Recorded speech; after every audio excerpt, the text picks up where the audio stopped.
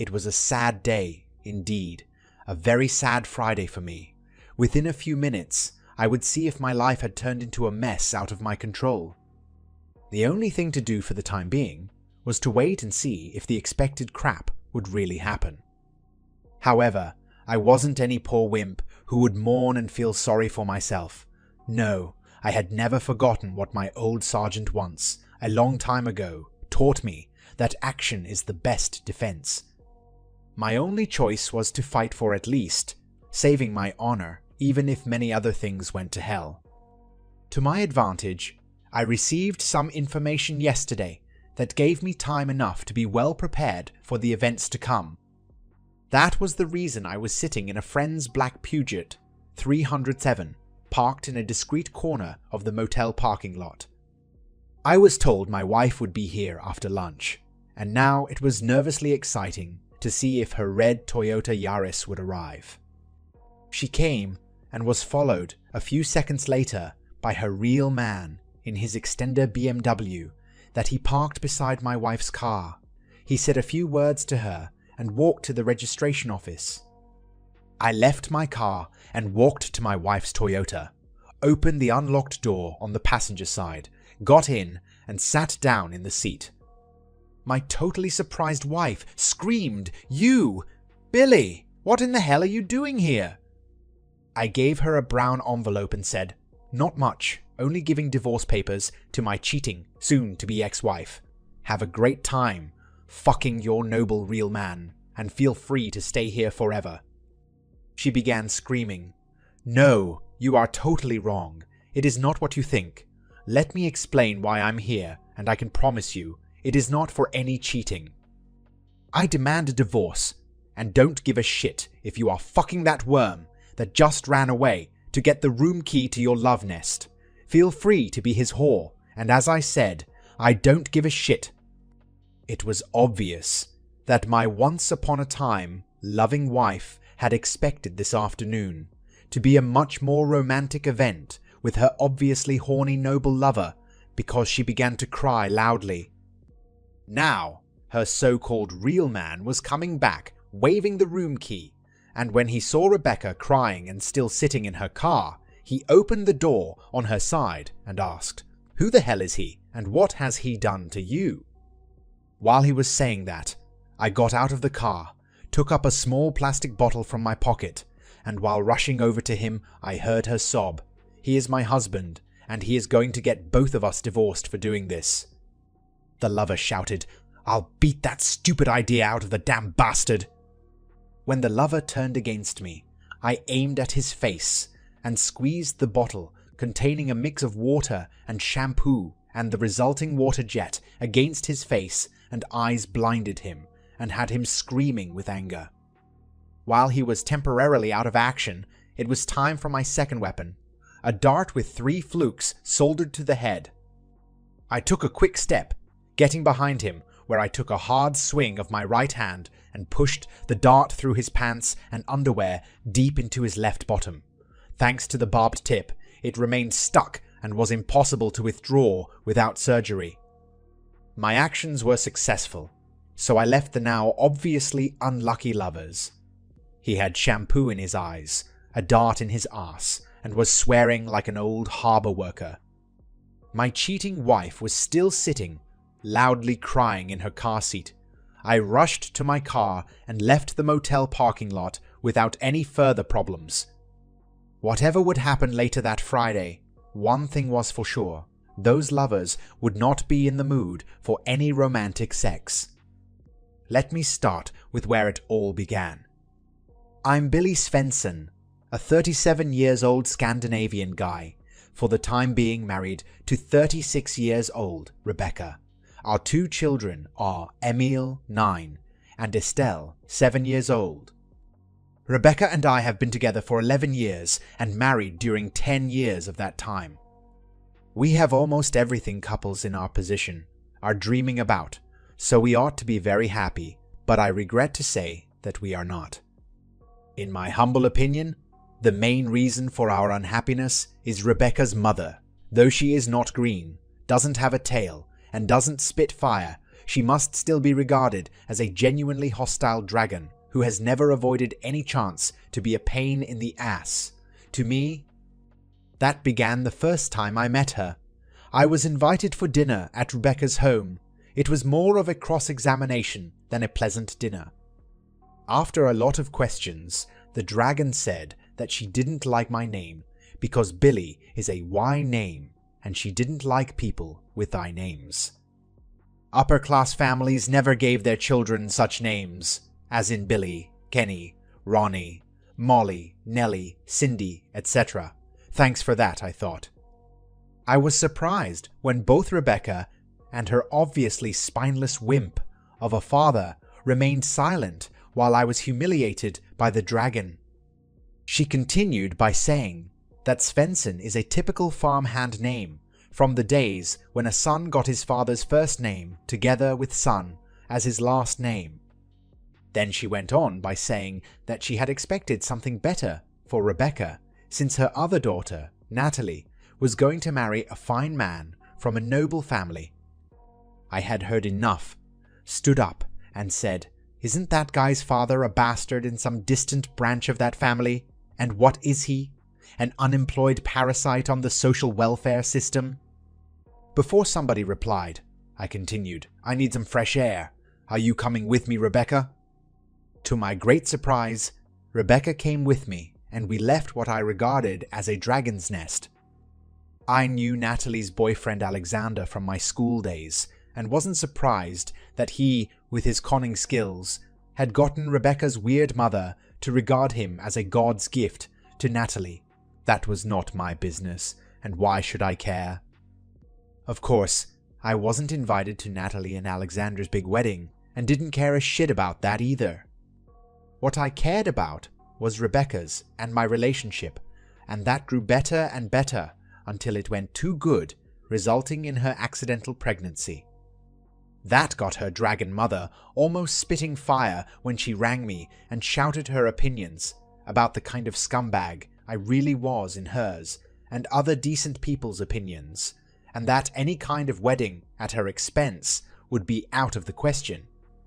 The Los Cristianos Scandinavian church on the Spanish Canary Island, Tenerife, is a very popular place for small-scale weddings, so Rebecca and I went there with our best friend and got married. Both Rebecca and I found fine jobs in a town 210 kilometers away from our hometown, so I had minimal contact with her mother, who spent all her efforts and a lot of money on Natalie and Alexander. The next years were good for Rebecca and me and our 2 children. We made fair money, bought a nice house, and made many friends in our new hometown. Our sex life was still on a fair level. Thanks to the distance, I had minimal interactions with Rebecca's family because her parents never visited us, and when back in our hometown, I saw my family and Rebecca went to hers. At last, even Alexander had enough of the dragon we shared as mother-in-law. To everybody's surprise, he had done well at his job and had gladly accepted a promotion that included a transfer to a new location 280 kilometers away. After some arguing with Natalie, he had given her a simple choice: accept the distance or get a divorce. She followed him to the new job. Now, the dragon remembered that she had a daughter named Rebecca and began making daily phone calls. After a while, these somehow began to get Rebecca, without any real reason, acting chillier toward me. The calls centered on more nagging about what I did, had not done, or ought to do, and even more bullshit about how well everything had gone for Natalie and Alexander. Our relationship didn't get better when I told Rebecca that the main reason for Alexander moving away was to get a far distance from the hostile dragon, who was his mother-in-law. One accident never comes alone, and Rebecca's feelings for me got even chillier when a new guy, also from some side branch of a noble family, began at her job. Rather soon, Rebecca began describing him as some kind of a superman, or at least a real man. He was married to a nurse, but his wife was in Tanzania, Africa, volunteering as a nurse at some medical aid center, and still had about 3 months left on her tour. The real man and his wife intended to buy a house when she was back, but in the meantime, he was living in our town, renting a room at his wife's married sister's house. Rebecca got me really fed up when she compared my doings, my vocabulary, and even my clothes with that real man at her job. There's no need to say who the winner ended up being in those comparisons. Though Rebecca and I still had sex, my attempts were often met with comments such as, "Now again?" and "Don't you ever get enough?" If it hadn't been for our children, and for Rebecca's many good sides, I would have dumped her a long time ago. But she was obviously faithful, a good mother, keen on cooking, kept herself in nice shape, and we worked well together, keeping the house clean and a nice garden. If she had not started her nagging and all her other sour comments to me, she would still have been my dream wife. Of course, I wasn't a wimp who took all her crap without telling her my opinion too. That increased our problems. Just like one evening after our children were sleeping, Rebecca said, "I really wish you could be more like my co-worker. If you are in love with that conning faggot, why don't you file for divorce and be free to be his whore? But as long as we are married, I will never accept any cheating. Fuck that asshole behind my back, and be sure that I will teach him that though you may act as a cheap whore, your services will have a high price tag."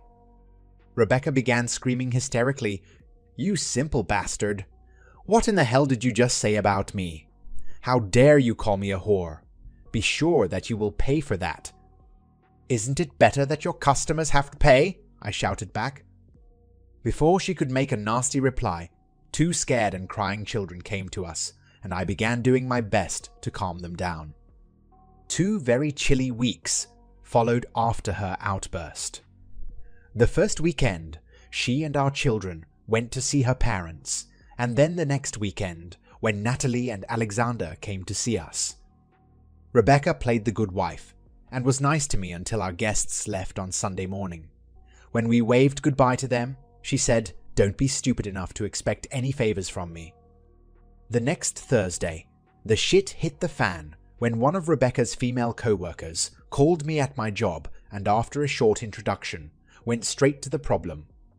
She said, "We have a new, very charming guy here at work, and there are 3 female co-workers who have been competing to seduce him, your wife, me, and 1 more single girl. Although we begged your wife to skip this, since she's already married to a good man, she refused to listen to us, and now she is proud as hell and bragging about being the winner of our competition and going to the motel with him tomorrow after lunch." I thanked her and persuaded her to keep the call a secret so I could do something about our problem. Back home after the job, I watched Rebecca and got the feeling that she was slightly jollier than usual. After the phone call, I started thinking about what the old sergeant said during my army service. He had been a great admirer of the Apache warriors in the old Arizona Territory and their tactics of surprise, hit, and then disappear. I had no experience with street fighting, so my only chance to win was to do just as those old warriors had done. Rebecca had bragged to me about the real man's black belt in some Japanese fighting sport, so the surprise element was very important. Pepper spray would have been great, but that is forbidden and not available in this country, so I had to find a simple alternative. A small plastic bottle with hair shampoo and water would be my weapon, and it worked well after a painful testing in my own eyes.